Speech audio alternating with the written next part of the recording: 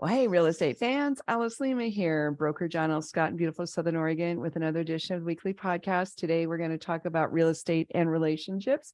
It's Valentine's weekend, but it's also the beginning of the spring selling season, at least here in Southern Oregon. And a lot of folks want to do purchases and sales listings together. So we're going to talk about it. We've got three things to consider when combining love and property. So first of all, it's very interesting. Homelight did an article in September of last year saying that only 8% of transactions on average are between people who know each other. And I would have guessed it was higher than that, but looks like it's 8%. But it's a very interesting part of the market. And I'm a big fan of group or multiple purchases for a lot of reasons, but you gotta know what you're doing and you got to know how to write things down. So one of the first things to consider is that if you're buying from a friend or a relative, it's not an arm's length transaction. An arm's length transaction is a key phrase that has to do with defining to the appraiser if there is a loan involved, then the appraiser is actually going to make note of that relationship and they're going to add weight to that as an element in the actual appraisal. So you need to know it can very easily have an impact on your appraisal, just the fact that you knew each other, especially if it's not on the open market. Now, if it's on the open market and a friend or relative is going to buy it and it's not an arm's length transaction, at that point, it's considered a little lighter element in the appraisal. But if you're off market and you're related or you knew each other, then they're definitely going to put that in the report and it's going to have some kind of an impact. Okay. A lot of people don't know that. There's also rules and regulations in different states for how much of a discount you might be able to give or not.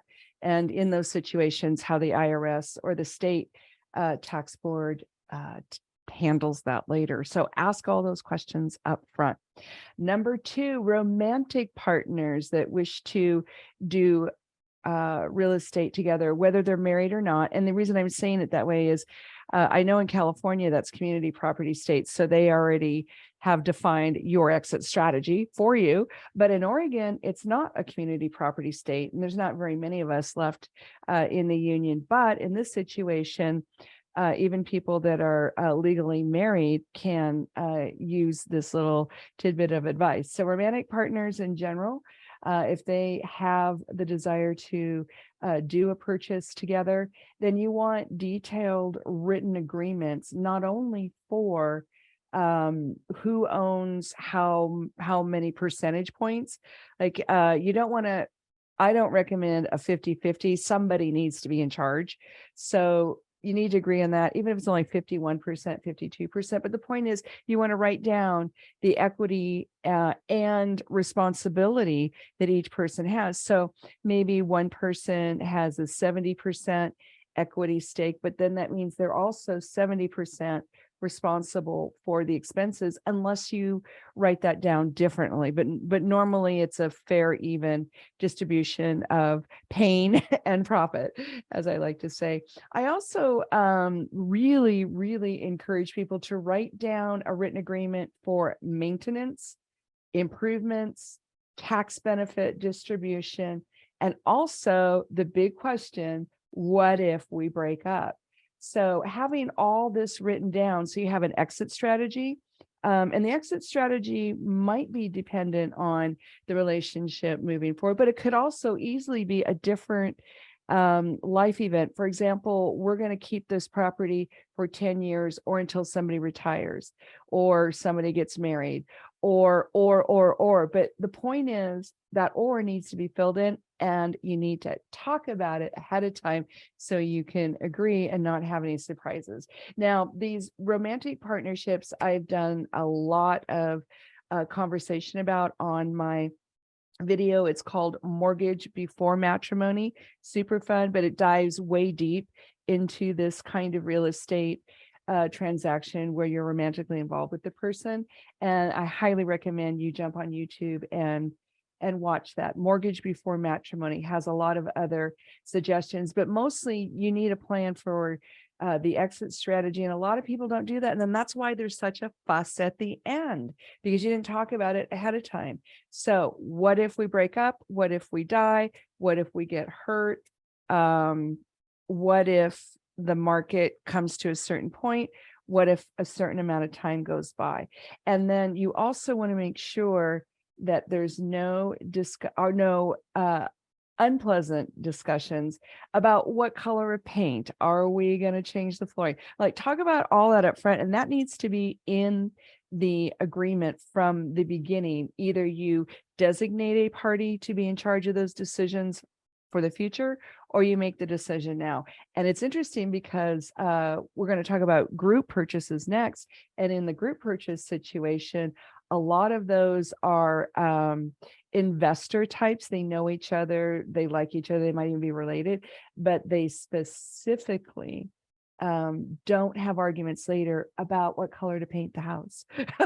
So I encourage the romantic partner category to have the same thing. We want to have as little disgruntledness as possible. Okay. Number 3, group purchases. Now, whether this be multi-generational, which is really picking up some steam in our country, or a group of close-knit friends. I've got some millennial kids that are buying houses and duplexes together. But it can also be a group of investors, partner people, just people you love and trust and want to make money with. That's what these are. And if it's a multi-generational transaction, I want to show this chart because that really is picking up steam, and it's involving kind of a big age range. It's not just like the super elderly with the Gen X taking care of them. We've got 3 and 4 generation groups coming together for these purchases. And it's really kind of impressive and also super beneficial. But it's a little more involved just because there's so many people, like the number of people, the quantity of people is higher. So that does add a complexity. And what I discovered, and I want to mention here as my final note, is that in these group purchases, and also in the romantic purchases, that you need to stop and think, what happens if you die or you become disabled? You need to identify the next person who's going to take your place, or you need to specifically say, this is what the group does with my share if something happens to me. And it's interesting because my estate attorneys tell me frequently, it's not if you die, it's if you don't. If you're had a stroke, if you're in a coma, something like that. Milan Hansen from Southern Oregon Law, very smart, very great lawyer. And that's what he's always saying is, it's not if you die, it's if you don't. And we're not trying to be negative and all this on Valentine's weekend, but it's the piece of the puzzle that a lot of these groups don't address. And so to loop back to the romantic partner, if the romantic partners have adult children, this is a great example. What if something happens to one of the partners? Who's going to inherit that piece? And are they going to allow the asset to remain intact, or are they going to force a sale? All that needs to be talked about ahead of time. If there's any heirs or beneficiaries or people in the second and third tier that might step in an emergency or in the event of a tragedy, then are they capable? Because you want to pick people that are organized, that live beneath their means. They have not only have a printer, but they have ink in it, even though we don't use paper a lot anymore. But you want that kind of a person to step in and take your place, or you want to sell your piece. Maybe that's the way to go, is maybe you offer, if there's an emergency or tragedy, that the partnership might get first right of refusal. But you see, all this just needs to be talked about ahead of time. So I really am a big fan of all these kinds of group real estate investing. I think we all benefit because we own more properties. We have spread out the risk, and the equity can be built over time over multiple addresses, which is just killer. That's just killer. But you can also do it with one. You don't have to buy 6. But there is some exponential wealth building if you can do it in quantity. So that's our little talk about real estate and relationships. And again, make sure to jump on Mortgage Before Matrimony if you're doing a romantic type of purchase or sale with another partner. Would love to talk to you this weekend, except for during Super Bowl. But you can reach out. Here's my number, 541-301-7980. We still have a shortage of listings, even though we're up about 25%, 28%, depending on your area. From this time last year in Southern Oregon, and our number of listings for sale, we still need more. We don't have enough. And we're going into not only the spring selling season, but we have a lot more buyers that just ran into the market because the interest rates went down. Okay. So enjoy your weekend. Be safe. Hug those you love. And we'll see you next week. Bye now.